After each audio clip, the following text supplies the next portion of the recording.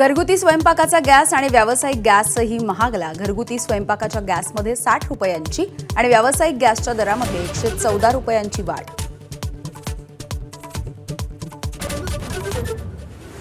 भारतामुळे वाचली इराणची हिंदी महासागरामधली युद्धनौका। भारतानं आश्रय दिल्यामुळे अमेरिकेचा हल्ला नाही। IRS लवन नावाच्या युद्धनौकेला कोचीमध्ये आश्रय। इराणकडून हल्ले सुरूच। इराणकडून अमेरिकेचं लष्करी तळ टार्गेट। दुबई आणि बगदादमधील लष्करी तळावरती हल्ला।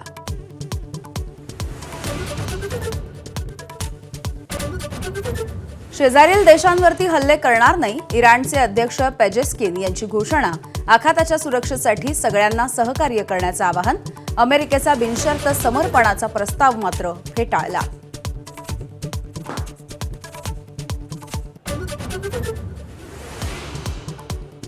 पवार कुटुंबामध्ये आजोबांपेक्षा नातू श्रीमंत। शरद पवार, प्रतिभा पवार यांच्याकडे 60.71 कोटींची मालमत्ता। पार्थ पवार यांच्याकडे 88.33 कोटी रुपयांची मालमत्ता। प्रतिज्ञापत्रामधून माहिती समोर। आमदार रोहित पवार यांच्या दिल्लीमध्ये भेटीगाठी। अरविंद केजरीवाल यांची घेतली भेट। अजित पवार यांच्या अपघाताच्या प्रकरणी संसदेमध्ये आवाज उठवण्याची मागणी।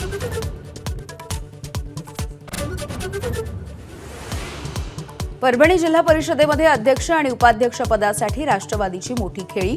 भाजप वगळता सर्वच पक्ष एकत्र। शिवसेनेला अध्यक्ष, राष्ट्रवादीला उपाध्यक्ष, काँग्रेस आणि ठाकरेंच्या सेनेला सभापतीपद मिळण्याची शक्यता।